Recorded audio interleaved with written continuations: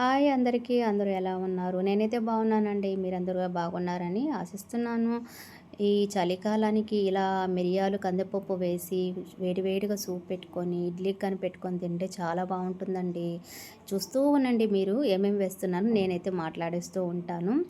ఇక్కడ చేసిన నేనైతే ఇది వచ్చి పిల్లలకి చాలా మంచిదండి. అంటే ఈ పిల్లలకి ఈ క్లైమేట్ చేంజ్ అవుతుంది కదా! ఇలాంటప్పుడు జలుబు, దగ్గు, జ్వరాలనేటివి ఎక్కువ వస్తూ ఉంటాయి కదా! సో, ఇలాంటప్పుడు మిరియాలు, సోంపు అనేది ఔషధంలాగా పనిచేస్తుంది. ఈ ఘాటు వల్ల లోపల శరీరంలో వేడి అంటే ఈ జిల్లుకి మనకు కోల్డ్, కాఫ్‌ని తగ్గిస్తుంది ఇవి. ఈ ఘాటుగా కొంచెంగా తింటే చాలా ఆరోగ్యానికైతే చాలా మంచిది. ఇంతేనండి ప్రాసెస్. పెద్దగా కష్టమేం లేదు.